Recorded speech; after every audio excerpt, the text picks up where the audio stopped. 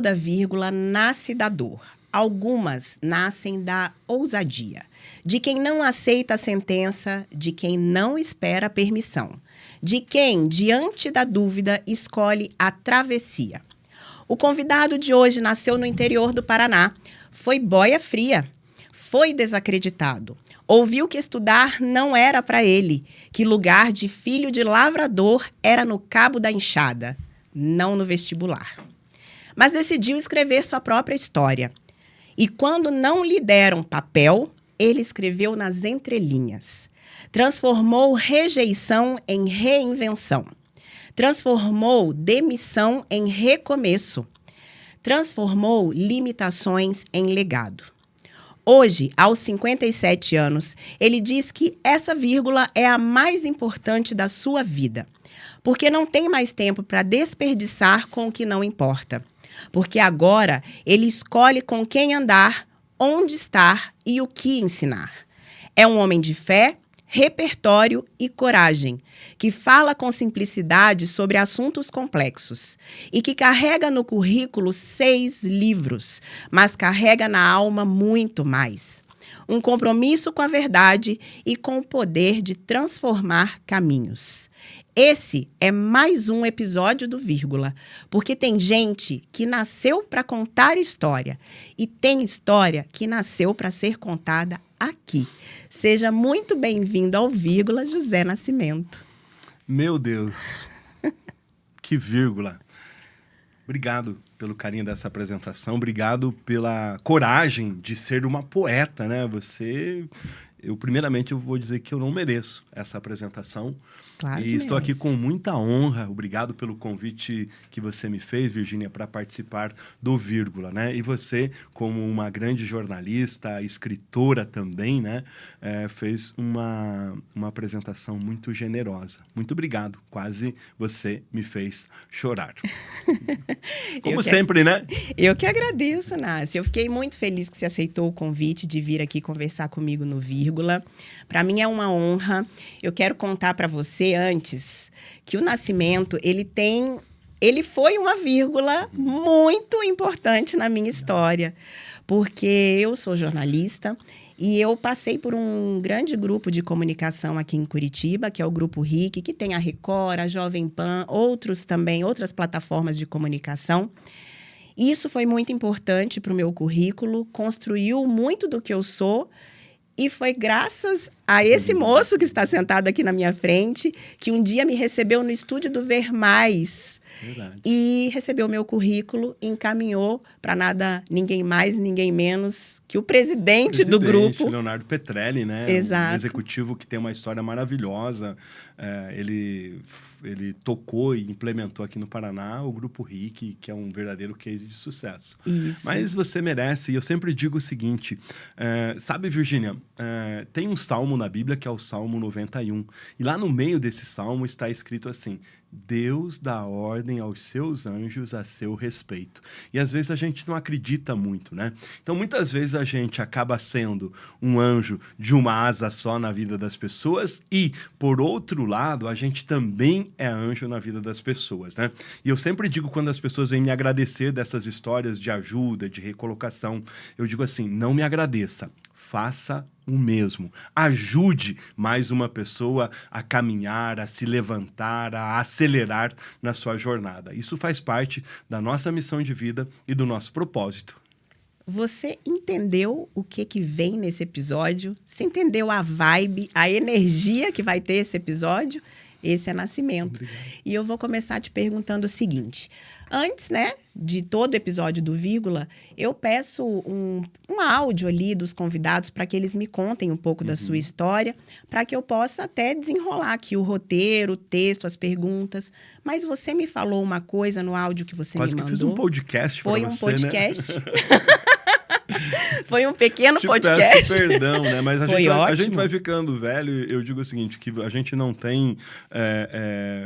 a gente acaba tendo muitas histórias para contar, né? E a gente vai recordando. E nos podcasts é a oportunidade da gente fazer isso. Eu sempre digo que os podcasts, para mim, são oportunidade para visitar o meu passado, lembrar da onde eu sair, aumentar a minha humildade, né? Porque às vezes a gente começa a caminhar e crescer e começa a ficar inchado. Isso é um problema muito sério, né? E vem alguém com a agulhinha ali e te estoura, né? Mas acima de tudo, para que a gente possa inspirar outras pessoas. É sim, é possível, dá certo, né? Eu sempre digo, né? Não tenha medo, né? Com Deus na frente, com você fazendo a sua parte, com pessoas, anjos te ajudando, tudo dá certo, né? A gente precisa marchar. É verdade. Não, e até, eu ia fazer a pergunta, mas antes eu quero te dizer uma coisa, falando em anjos na vida, houve uma oportunidade que você me convidou para fazer um teste para o Ver Mais, para o programa Ver Mais, que eu fiquei apaixonada de estar ali no estúdio, lendo no teleprompter aquele texto, e você me deu um feedback muito importante. Você falou, você leva jeito, mas você está muito travada diante do TP, precisa fazer teatro. E eu não cheguei a fazer teatro, mas fui desenvolvendo a questão do vídeo e hoje é uma das principais ferramentas do meu trabalho. Eu vi um vídeo que você apresentou agora, que você produziu com o Márcio Elegda, numa produtora, para um cliente seu, e eu olhei o vídeo e falei, nossa, ficou fantástico. Sabe o que acontece, Virgínia? Na nossa vida, a gente está com um jeito muito mimimi, muito chororô. Às vezes as pessoas me pedem feedback e eu digo assim, você quer mesmo que eu te dê feedback? Quer que eu seja sincero ou quer que eu te elogie? Porque às vezes quando a gente pede um retorno das pessoas, a gente quer ouvir, ah não, você está muito bem. E eu sou sempre muito direto e reto, sempre com muito carinho, com muito jeitinho, mas às vezes a gente precisa ouvir, né? E vendo o seu vídeo, eu já digo assim, tá sensacional, eu falei isso aqui nos bastidores, e vendo a apresentação do Vírgula, eu digo o seguinte, já está contratada. Que bom, que bom. Então vamos lá. Vamos. Você me disse uma coisa nesses áudios que me chamou muita atenção. Você falou assim, eu tive muitas vírgulas na minha vida, e você me contou várias delas, mas a vírgula mais importante é a que eu estou nela agora. Uau! Por que, Nascimento? O que que tem neste momento da sua vida que torna essa vírgula tão especial? Muito bom. O que acontece? Quando a gente olha muito para o passado, a gente acaba criando amarras e laços. O Marçal Siqueira, que é um amigo meu, ele tem uma frase que ele diz assim, o teu passado só te configurou, mas ele não pode determinar o seu futuro. E tem muita gente vivendo como museu, como passado. Então, às vezes, a gente fica amarrado no passado, fica preso nesse passado e esse passado não nos leva adiante. Então, assim, o meu momento, a minha maior vírgula é o hoje, é o agora, porque esse eu tenho sim nas minhas mãos. O futuro a Deus pertence. E o passado já ficou para trás. O que acontece com a gente? Quando a gente fica olhando muito para o passado, a gente às vezes não tem a capacidade de olhar as vitórias que nós tivemos, de olhar os perrengues que nós enfrentamos, né? Sempre tem um ditado que diz assim, a gente sempre olha, ninguém olha as pingas, só olham as pingas que eu tomo e não veem os tombos que eu levo. E às vezes acontece isso, a gente fica lá, tal pessoa no ano tal me ofendeu, tal pessoa no ano tal me demitiu, tal pessoa, viu? Esqueça o passado, né? De novo, eu tô quase bíblico, né? Quase pastor aqui, ou padre, né? De novo, um texto bíblico que é muito maravilhoso. Ele diz assim, esquecendo as coisas que para trás ficaram, sigo rumo ao alvo. Então, assim, eu preciso olhar para frente. Eu estou com 57 anos, em uma plena fase de transformação, de mudança, tenho um legado de informação, de conhecimento, um repertório, então eu tenho que pegar essa bagagem e o melhor dela, fazer o seguinte, fazer com que ela se transforme em combustível para o futuro. E aí você vai dizer, Nascimento, você nunca ficou chateado, nunca ficou triste, nunca ficou magoado com alguém, com uma pessoa, com uma empresa? Claro que sim. Né? Um tempo eu estava assim, eu estava muito cáustico, muito odioso, muito para baixo. Eu desejei para algumas pessoas Covid-19. Nossa. Calma, que vai pesado. Piorar com 6 meses de UTI, tá? Porque quem bate não sente, quem recebe sente a dor. É muito fácil no momento de dor você dizer assim, calma, tudo passa, calma. Essa é a pior frase que eu já ouvi. Toda dor te leva a um crescimento. Você vai crescer depois disso. Sinta a minha dor no meu lugar, né? Então, assim, só você sabe, né? Isso é natural, isso é inerente ao ser humano. Agora, o que a gente não pode ficar é dependente, agarrado a esse passado cáustico, nocivo e que faz mal, né? É um veneno que a gente gera e a gente acha que esse veneno vai matar o outro, quando, ao contrário, ele acaba nos sufocando, nos matando e fazendo com que a gente tenha muitos prejuízos. Então, eu decidi, depois de um tempo, dizer o seguinte: a minha vírgula maior é hoje e a minha construção é para o futuro, que eu estou aí em pleno andamento de obras. Tá cheio de pedreiro.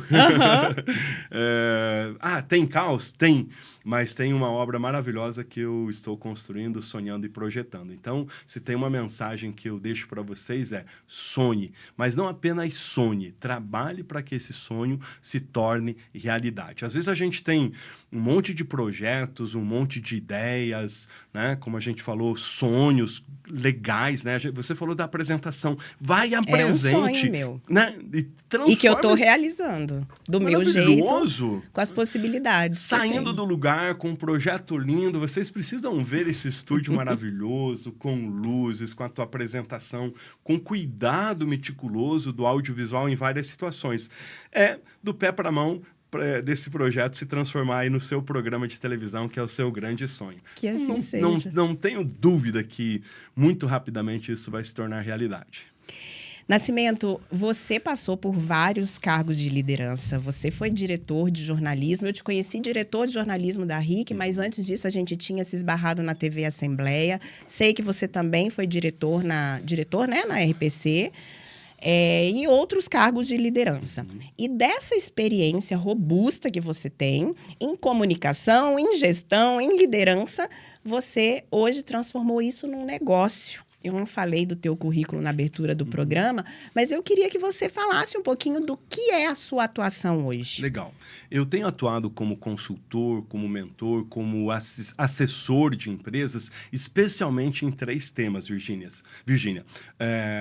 No tema de gestão, de liderança e de comunicação. São assuntos que eu amo, pelos quais eu sou apaixonado e eu sempre falo que nas aulas, nas palestras, eu só falo daquilo que eu vi, vivi e fiz dentro das empresas. A minha primeira universidade de comunicação foi na minha casa, com meu pai, seu Nelson Nascimento, um grande comunicador, a despeito de ser um homem do 2º ano primário. A minha maior e melhor universidade de liderança foi lá na roça, porque lá na roça eu aprendi a respeitar o tempo, a respeitar os colegas, a entender a nossa meta e o nosso resultado. Depois disso, vieram os aprimoramentos como cursos de pós-graduação, são vários, né, em marketing, gestão empresarial, cinema e televisão, e acima de tudo, o cotidiano, né, do pé no barro, né? É muito fácil hoje, eu falo que a gente está na era da gurulândia. Tem guru para tudo, tá? É gurulândia, tá? Esse termo é meu, eu preciso registrar. Tem guru para deixar você rico, para emagrecer, para engordar, para deixar você genial, para você ter atratividade nas redes. E tem muita gente falando sobre comunicação e liderança sem ter tido essa vivência na prática. E eu trago, né? Comecei a liderar empresas com 24 anos. Eu saí da faculdade e depois de ter sido estagiário em vários veículos de comunicação, eu saí da faculdade e fui contratado para ser gerente de uma emissora de televisão no sul do Paraná, a TV Esplanada. Estava numa fase de transição da Band para a Globo. E eu fiz todo esse trabalho de transição. E aí você vai dizer, nossa, você estava numa emissora patinho feio. Em lugares adversos é que você tem oportunidade de brilhar. Não espere as coisas ficarem prontas para que você coloque o seu sonho em pé. E às vezes a gente acha, quero pegar um projeto pronto. Sabe o que é melhor? Pegar um projeto onde você tenha coisas para fazer. E lá era tudo complicado. A gente saiu do zero e, de repente, a gente estava produzindo, graças, primeiro, a Deus, trabalho de equipe, né? Não existe projeto de sucesso sem que você tenha uma equipe superlativa, né? E aí, o seu esforço. Líder tem que acordar primeiro de tudo, acordar mais cedo do que todo mundo e dormir mais tarde, né? Eu sempre dormi com o celular do lado da minha cama, né, no bidê, e um bloquinho de notas para fazer observações daquilo que eu precisava melhorar. E quer ver eu perder o sono é quando eu tenho que desenhar um projeto. As coisas vão fluindo, e eu vou anotando coisas e desenho, né? Em todas as empresas onde eu passei, a primeira coisa que eu faço é uma grande imersão para entender o negócio, entender a empresa, entender os colaboradores, entender o cenário onde a gente está trabalhando. E depois eu me fecho num lugar e eu fico ali pelo menos de 15 dias a um mês. Aconteceu isso no Grupo RIC, aconteceu isso na TV da Assembleia Legislativa, num grupo de saúde que eu toquei em Maringá. Eu entro numa caverna e aí encho essa caverna de cartolinas na parede e fico desenhando, né? Então, projetar isso. E quando a gente pega um projeto que ele não é dos melhores, a gente tem a oportunidade de mostrar grande serviço e grande trabalho. E você falou agora há pouco sobre o momento em que a gente está vivendo, as gerações com muito mimimi, que não conseguem receber um feedback, que se doem por tudo. Nesses anos aí de liderança, certamente você enfrentou várias situações inusitadas, diversas, com os colaboradores que estavam ali hierarquicamente abaixo, subordinados a você. O que ainda hoje, vendo esses seus clientes que você assessoram, ainda te surpreende nessa área da liderança ou na área realmente ali mais operacional, subordinada a essas lideranças? Vou dividir a sua resposta. Primeiro, uma mensagem para os gerentes, donos e tocadores de empresas. A gente está vivendo hoje em dia um verdadeiro apagão de liderança, Virgínia, dentro das empresas. A gente tem pessoas com, primeiro, pasmem, problemas éticos complexos, tá? Problemas de relacionamento e comunicação. Nós estamos precisando melhorar o corpo de comando das nossas empresas. E sabe quem é o maior culpado por esse problema?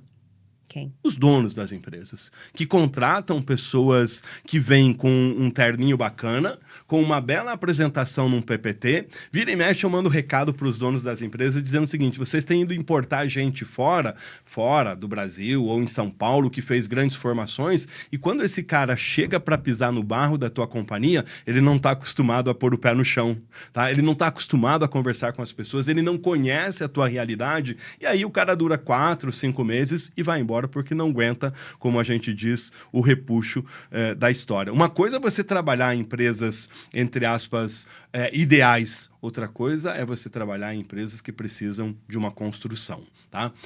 Hoje nós temos o desafio de ajuste no comando das chamadas empresas familiares. É preciso que você, da empresa familiar, que já chegou até aqui, que tem grandes méritos, você tenha a coragem de entrar num processo desafiador de profissionalização. Profissionalização em todos os sentidos. Chega de colocar o dinheiro da sua família, que foi conquistado com muito suor, sob risco. Por quê? Porque eu vou fazer a gestão do meu jeito. Eu nasci assim, cresci fazendo assim, vou morrer fazendo assim. Não raro nós temos empresas enfrentando seríssimos problemas, né, de sucessão familiar, enfrentando problemas de crescimento no mercado, chega num momento de estagnação. Sabe que tem uma coisa que me assusta? Ser empresário é um privilégio, é uma dádiva de Deus, né? Você ter a capacidade de fazer o teu capital, aquilo que você conquistou, crescer. E tem empresário que hoje está estagnado. Por que ele estagna? Primeiro, porque a mente dele está travada, está estagnada. Segundo, porque ele passa esse tipo de comportamento por os seus liderados. Pior quando passa isso para o DNA da sua família, né? E negócios foram feitos para gerar negócios. Dinheiro foi feito para gerar dinheiro. E ele não consegue colocar no seu ecossistema de trabalho, no mundo corporativo, um olhar exponencial de crescimento. Eu estou bem aqui, eu estou gerando receita, mas como é que nós vamos ter aquilo que a gente chama de um olhar ambidestro? Ter a capacidade nesse mundo complicado de bater com os dois pés. Como é que a gente consegue ter um espírito do chamado a capacidade de viver o presente e projetar os negócios do futuro, que é o chamado Strategic Foresight.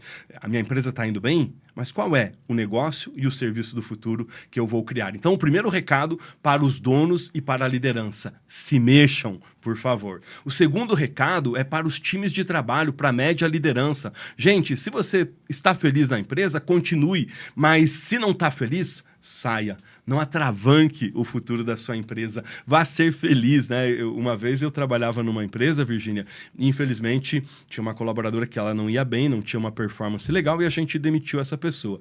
Nossa, meu Deus, ela fez uma carta para mim muito desafiadora. E eu rasguei a carta na hora, porque eu falei, não posso mostrar para ninguém, porque é muita coisa ruim que ela me desejou. Ela estava no direito dela, ela se sentiu ofendida e etc e tal. Passados 3 meses, ela ligou na minha casa e ela disse assim: Nascimento, eu tô te ligando para te pedir perdão. Eu não sabia que eu poderia ser tão feliz lá fora. Isso é muito legal. Às vezes você está num lugar que é bom para um monte de pessoas, mas para você não é. Porque para você, pode ser que você se sinta oprimido, pode ser que você se sinta tolhido. E aquela moça foi ser feliz e foi ter sucesso em outro lugar. Então, se você é colaborador, pense numa coisa que eu chamo de empregabilidade. Construa a sua carreira, construa o seu currículo. Aproveite a empresa onde você está para escrever uma linha de grandes resultados na sua carreira. Isso pode ser bom e você ganha um aumento e uma promoção. Agora, se você não ganhar um aumento e uma promoção dentro da sua empresa, fica tranquilo. No seu LinkedIn, o recrutador, uma outra empresa, o concorrente vai olhar e vai dizer: eu preciso desse talento na minha companhia. Eu vou te contar uma história pessoal minha, porque me recordou isso agora, você contando essa história, e que tem muito a ver com tudo que você falou. Minha última passagem corporativa, 8 anos atrás, foi como gerente de marketing de uma instituição de ensino. Olha. Eu estava numa posição muito interessante, ganhando bem, né? Com uma equipe de 22 pessoas subordinadas a mim. Era bem interessante aquele momento da minha carreira. E eu me reportava diretamente ao reitor da universidade, que era um homem, para dizer assim, de uma forma bem carinhosa, muito difícil. Uhum. Nós tínhamos uma reunião todas as terças-feiras, onde ele escolhia naquele dia quem ele iria humilhar. Uhum. Meu Deus. Né? Então, um líder opressor, exatamente. Né? Tóxico, cáustico. Aliás, o mercado tá cheio desse tipo de gente. Gente que aparece bonitinho na foto da revista, que aparece bonitinho no vídeo institucional, na gravação do vídeo da empresa, mas que no dia a dia ele tem todas essas características de psicopata, né? Aliás, as lideranças, os cargos de comando das empresas estão cheios desse tipo de pessoas, infelizmente. E ali nessa reunião eram só gerentes e os pró-reitores. Então, era só realmente a gestão ali da universidade. Numa determinada reunião, eu me senti tão humilhada com o que ele falou, que eu peguei meu caderninho e fiz que ia levantar, e eu ia mesmo. Só que ele disse assim: se você levantar, você não precisa voltar. E eu não tive coragem. Eu sentei de novo e chorei. Na frente de todo mundo. Né? Eu chorei de soluçar na frente de todo mundo. E ele, Nascimento, continuou a reunião como se eu não estivesse ali. Passada essa reunião, eu fui para minha sala. E eu recebi a visita de um por um daqueles gestores que estavam na reunião, todos relatando para mim assim: o que aconteceu com você hoje, de chorar na frente de todo mundo, acontece com a gente no banho, acontece com a gente no carro, no trânsito, acontece no silêncio, quando a gente está sozinho. Realmente era uma coisa muito humilhante para todos, né? E era desconfortável, principalmente quando era com a gente, mas quando a gente via acontecer com o outro também. E naquele dia eu decidi que eu não ficaria naquela empresa mais. Parabéns. Porém, eu não pediria demissão, porque eu não ia perder os meus direitos.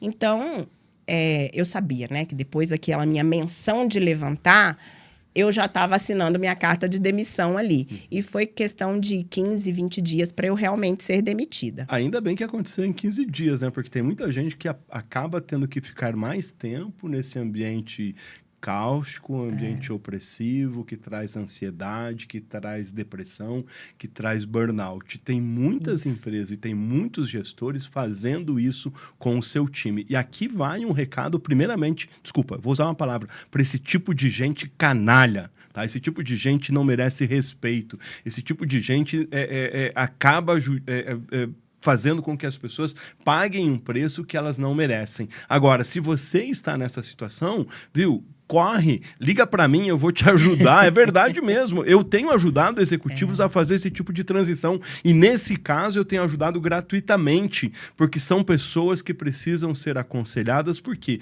nesse processo de tensão, às vezes acontece isso. A pessoa vai, como você falou, e você tinha uma consciência, mas tem muita gente que pede a demissão e sai correndo. Sim. Eu fiz um processo com o executivo de uma grande empresa, mas pense grande empresa, que foi meu aluno. Ele me ligou nessa situação e falou, professor, eu não aguento mais a minha gestora que quer... e eu vou sair. Eu falei, calma. E aí eu falei alto com ele. Falei, não faça isso. Construa o seu processo. Em 4 meses, ele estava recolocado numa outra empresa, numa posição legal. A esposa tinha se reorganizado para empreender e ele saiu dessa empresa com um processo de negociação. Né? Não entregue tudo tão fácil para esse tipo de gente. Faça com que, pelo menos, ele tenha que pagar do orçamento dele lá uma boa remuneração para você, para não sair com a mão para frente e outra para trás. E foi o que eu esperei acontecer. Então, eu recebi todos os meus benefícios lá, todos os meus direitos, né? E quando eu saí, Nascimento, eu disse assim, eu não quero mais passar por isso nunca mais na minha vida. E qual é a forma de eu nunca mais passar isso na minha vida, ou pelo menos garantir que não vai haver nenhuma oportunidade disso? Empreendendo. E legal. Foi assim que eu iniciei no empreendedorismo. Então, por muito tempo, eu tinha raiva daquele reitor. Mas pouco tempo depois, pouco tempo que eu digo assim, 1 ano depois, 1 ano e meio depois, quando a minha empresa começou a decolar, eu entendi que ele tinha, na verdade, feito um grande favor para mim. Então, me lembrou a história que você me contou. Comportamento condenável, mas... Exatamente. Essa é aquela velha história do monge e da vaquinha, né? Família simples, pobre, que só tinha uma vaquinha. O monge passou lá e, quando ele foi embora, ele e o assistente dele, ele empurrou a vaquinha foi pro brejo, né? E aí, depois, a família cresceu. Mas o comportamento desse tipo de pessoa, né? Como essa pessoa que você relatou, ele é muito triste e continua existindo, né? Agora, sabe o que eu fico pensando? Muitas vezes você teve a coragem de fazer movimentos. Infelizmente, tem muitos executivos que, por falta, e profissionais que, por falta de espaço, por falta de mercado, por medo, muitas vezes, acabam passando a vida inteira num cabresto muito curto e sendo oprimidas, né? Sinceramente, eu lamento e fico triste. Não condeno essas pessoas, eu fico triste, porque é uma situação muito desafiadora. A gente que tem que chorar no banheiro, chora no carro, chora na casa, entra em depressão. Tem muita gente entrando em depressão por conta de empresas desse tipo. Empresas não, né? Pessoas desse tipo, né? E não raro, a gente tem casos, até mesmo nessas chamadas empresas jovens, bonitas, que tem puff, você pode levar o cachorro e etc e tal, né? As empresas moderninhas da nova economia, tem empresas dessas onde o nível de ansiedade, de angústia, de suicídio é muito grande. E aí as empresas aparecem, né? Não, a gente tem cuidado da saúde mental dos nossos talentos. Grande mentira. O trabalho do psicólogo, o trabalho do analista, o trabalho de acompanhamento é muito importante. Mas sabe como que seria muito mais fácil? Se o líder usasse uma estratégia muito simples e que gerasse seguidores. Que ele fosse o melhor bom dia, o melhor boa tarde, o melhor muito obrigado, o melhor explica mais, por que não deu certo, eu vou te ajudar, eu vou pegar na tua mão para fazer as coisas acontecerem na empresa, né?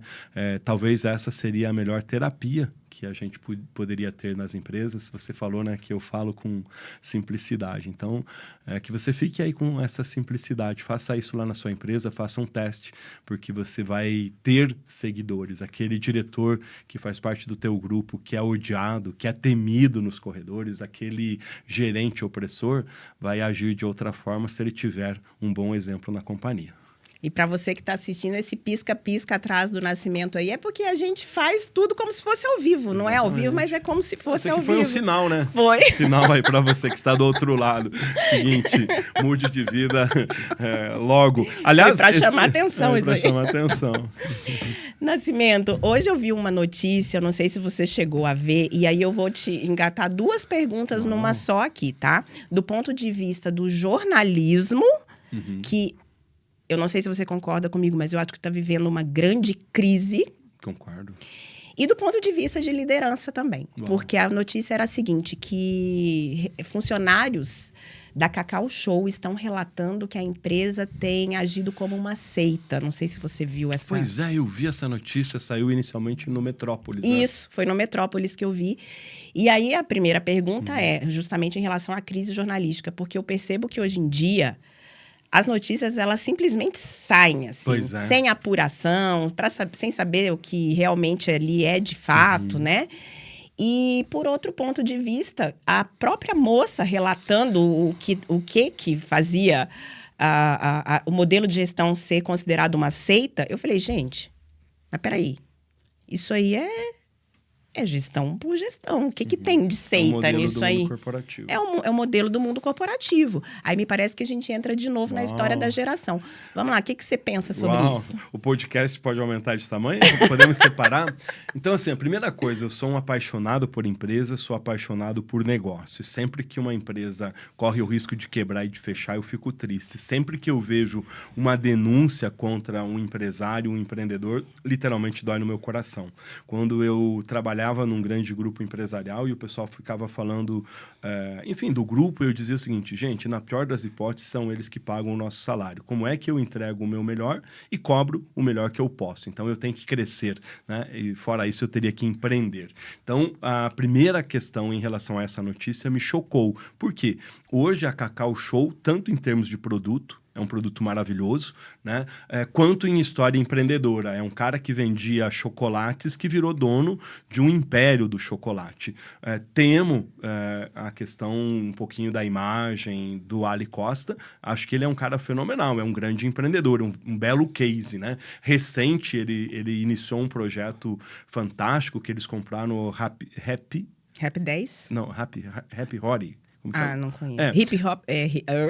Tá difícil. Esse aí mesmo. Hop Hari, o parque. O parque, para fazer um parque temático de chocolates, uma obra monumental. Então, assim, quando saiu a notícia, inclusive uma aluna minha me mandou uma mensagem, professor, você viu essa história? Porque eu sempre conto a história deles. Eu falei, olha, eu tenho que me aprofundar um pouquinho mais, mas primeiro eu lamento, e segundo, que particularmente eu não acreditaria, né? E terceiro, corre risco, porque as empresas correm risco. Então, em relação à informação, eu não tenho elementos aprofundados para fazer uma avaliação. Agora, em relação à imagem, a imagem da empresa ela é lançada no mercado, né, de uma forma negativa. Isso é ruim, a empresa perde. Ela tem que ser rápida e ágil para fazer uma correção de rumos, se isso for possível, né? E eu torço imensamente que isso seja uma mentira. Agora, o que acontece com algumas empresas e negócios? Tem uma coisa chamada paixão, tem uma coisa chamada viver o negócio, tem uma coisa chamada inspiração. Alguns líderes são inspiracionais e eles criam um projeto de um bom storytelling, e que eu defendo também, no modelo de negócio. Então, você vai numa loja do Cacau Show em Curitiba ou em qualquer outro lugar do Brasil, tem um padrão de atendimento, tem um padrão de qualidade e etc e tal. E tem algumas pessoas que acham que isso é lavagem cerebral. A gente tem um caso parecido, que, né, é a história do velho da Havan, Luciano Hang. Tem algumas coisas dele que eu coloco uma vírgula bem grande, e não é nem um ponto e vírgula, é uma vírgula, né? E algumas interrogações. Agora, não dá para dizer que ele não é um grande empresário, que é um grande empreendedor e que ele é um inspirador. Por exemplo, se eu fosse trabalhar com ele, eu teria que entender que eu teria que me vestir em alguns momentos com aquela indumentária dele. Vamos fazer uma festa e vai ser com esse sapato amarelo. Eu talvez não me sentiria bem, né? Mas esse é o rito. Então, você escolhe. Várias empresas têm os seus ritos, né? Tem empresas que têm uma oração de manhã para quem é cristão. Ah, não, eu tenho outra religião, ou não tenho religião, não vou aceitar, né? Me parece que isso foi o que aconteceu. Você vai perguntar, primeiro que eu estou torcendo que seja só isso, tá? Segundo... ainda é muito recente para a gente saber, né? Torço que seja só isso, e aí a empresa, né? Agora, por outro lado, um veículo de comunicação precisa informar, debater, discutir e criticar, né? Se for só isso, é um tiro muito grande para matar um bicho tão pequeno, né? Então, não vale... A meu ver, não valeria a matéria, tá? Pode ter aí outros ingredientes nessa história toda. E eu também torço que não. Por quê? Daí entrando na tua outra questão. O jornalismo brasileiro vive hoje um momento desafiador. Ele precisa ter a coragem de buscar o rumo que ele perdeu há alguns anos. O papel da imprensa, o papel do empresário de comunicação é bem informar, debater, discutir, estar ao lado dos anseios da coletividade. Quando a gente se forma em jornalismo, a gente fala muito em papel social do veículo de comunicação. E os donos têm essa visão. Não é nem a questão do jornalista em si, tá? Muitas vezes é escolha estratégica. Quais são os pilares, né, éticos do nosso veículo? O que nós temos aqui como um manual de regra e de ética? E às vezes esse manual não vem sendo seguido. Tem empresas que têm o manual e ele não é seguido. E ele muda durante o tempo por conta de questões econômicas que os veículos estão sofrendo, pressões dos mais diversos tipos. Agora, quando você tem um manual de redação instituído, bem feito, ele não permite que os grandes pilares base do bom jornalismo, né, sejam comprometidos. E quais são esses pilares? A verdade, né? Nascimento, você consegue ser independente, imparcial, isonômico? Claro que não, né? Mas a chave de você perguntar, primeiramente, é verdade? Sim ou não? Né? Se é verdade, passa nessa peneira e traz a notícia, ouvindo sempre todos os lados. E, acima de tudo, né, eu lembro quando eu fui diretor de jornalismo de uma emissora, uma pessoa ligou para a redação. E o consumidor tem todo o direito. E ela ligou e disse assim, olha, eu comprei um frango e tá fedendo. O frango que eu comprei no supermercado tal. Eu falei, caramba, como consumidor, ela tem todo o direito de reclamar. Agora, eu vou usar toda a força do meu canal para denigrir ou para cobrar de uma empresa no ar, dizendo que ela vendeu um frango estragado? Aí eu fui levantar. Puxa vida, tem mais casos como esse? Tem mais consumidores lesados? Os consumidores buscaram todos os seus direitos legais? Enfim, negociar com a empresa, ir até os órgãos e etc e tal. Ah, não, Nascimento, são 30 consumidores que estão na frente desse supermercado. Vale matéria? Vale sim, vamos ouvi-los. Vamos ouvir o supermercado também. Mas um consumidor só... não vale. Né? Então, às vezes, esse uso está sendo feito de forma incorreta. Até porque pode ser que os veículos de comunicação também tenham outros interesses que a gente não conhece. E eu acho que, contribuindo com a tua fala, tem um pouco da questão das redes sociais hoje em dia e do poder de fala que qualquer cidadão pode alcançar com um vídeo viralizado. Então, muitas vezes, a gente teve agora, recentemente, um assassinato, né, de uma moça, agora eu esqueci o nome dela, mas foi ali por volta de março, abril, um assassinato que ganhou grande repercussão porque viralizou. E eu percebi, não sei se você chegou a acompanhar, que virou um grande reality, né, a condução daquela investigação, porque os jornalistas, eles ficavam de plantão ali na delegacia, literalmente, tentando cavar novidades e tentando cavar algo que fosse mais quente do que o que os próprios internautas estavam debatendo ali nas redes sociais. Então, chegou ao caso do Cabrini ir até a casa do pai dessa moça que foi assassinada e questioná-lo sobre ele ser, talvez, o assassino da própria filha. Quem é o jornalista para isso, né? Você entende? E isso me parecia aquele desespero pela notícia, porque o jornalismo, ele não tem mais a rapidez que as redes sociais têm, porque ele tem horário para entrar no ar. Aquele jornal vai entrar às 8 da noite, enquanto na rede social já saiu.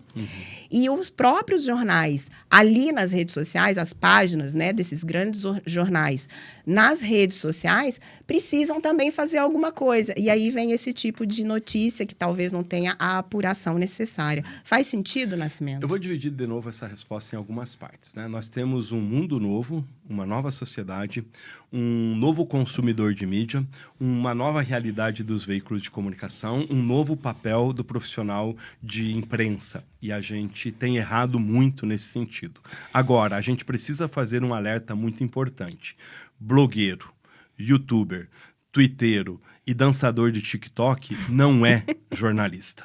São pessoas que produzem informação e conteúdo. E eu ouvi a primeira vez essa frase do jornalista Dirk Souza, que é produtor da Band, de diversas emissoras de televisão. E ele usou uma frase do Humberto Eco para falar o momento que nós vivemos. E eu pesquisei aqui rapidinho, né, que o Humberto Eco diz o seguinte, que as redes sociais deram voz a uma legião de imbecis. E todo mundo que tem um celular na mão, que tem uma filmadora na mão, acha que ela está aí para produzir notícias, acha que está para informar, debater, denunciar, discutir. E o pior de tudo, a gente faz esse vídeo em prol de nós mesmos, por conta dos nossos interesses. Então, se você vai no restaurante e a comida demora para chegar, o que a gente faz? Pessoal, estou aqui há mais de não sei quanto tempo. Cara, você está dilapidando a história de uma empresa, sendo que você tem uma relação comercial com ela e esse é um problema seu com ela. Agora, quando você coloca na sua rede social, né, como o padre colocou agora, viu? Ei, sacerdote, vírgula, cadê o seu amor, cidadão? Adoro você, acho você bonitão, o pessoal gosta, tem reflexões legais e tudo mais. Como é o nome dele? Fábio de Mello. Padre Fábio de Mello, vírgula. Né? Show que você vai nos programas de televisão, que reza a missa, batiza a criança dos milionários e etc e tal. Agora, quando você chega numa loja, num mercado e tem um problema, o seu problema, primeiramente, é de relação comercial com aquela instituição. Eu não estou defendendo o funcionário azedo, mal-humorado e etc e tal. Primeiro resolva lá e depois grave o seu vídeo. Você acha que vai solucionar o problema do customer experience, da experiência do cliente nas empresas com o seu vídeo? Não, só atendeu ao seu objetivo pessoal de ter vazão nas redes. Feito esse desabafo da comunicação, dizendo que as redes sociais deram voz aos imbecis, ponto 2, tá? Padre Fábio de Mello, sacerdote, poderia ser com um pastor ou qualquer líder espiritual. Aonde está o maior mandamento, que é o do amor? E aonde está o maior mandamento, que se baterem na tua face direita, dê à esquerda, né? Então, hoje aconteceu isso. Olha o que está acontecendo, por exemplo, nos legislativos. A gente está cheio de blogueiro, twitteiro, dançador de TikTok que tem virado deputado, vereador e etc e tal. Gente que sai gritando por aí. Esses dias um caso de um vereador aqui em Curitiba, não sei o nome dele, mas ele pegou um celular, entrou no hospital Cajuru e achei sensacional. A enfermeira deu um basta nele. Ei, daqui o senhor não pode passar. Por quê? Ele levantou o celular e falou assim, eu estou usando aqui a minha imunidade parlamentar. Desculpa, não sei nem o nome dele, eu ia dizer que ele é idiota. Porque, primeiramente, não tem imunidade parlamentar fora do parlamento e que trate desse assunto. E segundo, com o celular na mão, mesmo sendo um profissional de comunicação e de imprensa, existe um limite, né? E ali dentro, né, você pode ter a liberdade de imprensa, de expressão e etc e tal, e de noticiar um fato. Mas ali dentro, mesmo sendo um local público, ele não poderia entrar por conta das questões de sanidade, das questões de saúde e de contaminação. Ele poderia contaminar o doente que estava ali ou sair dali com uma contaminação. Então, esse é o caos onde a gente está instalado. Então, não adianta culpar um ou outro. A gente tem que fazer um olhar muito novo, muito maduro, para quê?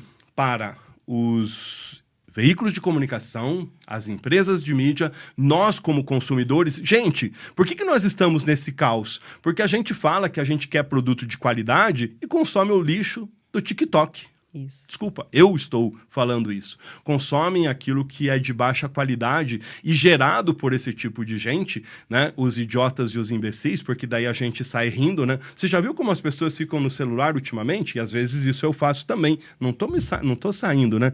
Você fica rindo, né? Uhum. Não aqui na conversa, mas rindo para o celular, porque está rodando alguma coisa que te fez rir. E esse tipo de coisa, né? Informação de baixa qualidade, informação rasa, de 30 segundos. Enquanto você está rindo e se divertindo, porque é entretenimento, beleza e tudo bem. Agora, quando isso atinge você como pessoa, como cidadão, né? E é o que está acontecendo. Esse tipo de gente que produz notícia de baixa qualidade, acha que com o celular na mão, está no direito de fazer o papel de jornalista, quando essas pessoas começam a prejudicar porque elas têm milhões de seguidores, autoridades, advogados, juízes, políticos, o pessoal começa a entender que quando a gente fala de redes sociais é uma coisa e quando a gente fala de comunicação de qualidade produzida independentemente, né? No Brasil a gente tem a Rede Globo, a Rede Record, o SBT, a Rede TV, a TV Band,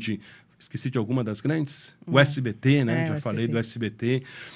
Quando você tem o Globo, o Estadão, o Zero Hora, o Valor Econômico, tem o UOL, tem o G1. Tem gente que produz notícia e informação de qualidade, com profissionais preparados para isso, treinados para isso, que se submetem aos rigores da lei se eles estiverem errados, né? A lei da imprensa, o direito do contraditório, podem ser penalizados, né? A gente não consome, a gente vai consumir esse tipo de pessoas. Aí daí você nunca acha, né? Quem tweetou, quem divulgou e o estrago que fez. Uma vez estrago feito, para reparar, é um desafio, né? Você é especialista no tema, trabalha com marca, trabalha com comunicação, trabalha com reputação. Uma vez que a imagem foi denegrida, manchada, atingida, para você reparar, né? E por isso que no caso do Ali Costa e da Cacau Show, eu torço que não seja isso verdade e que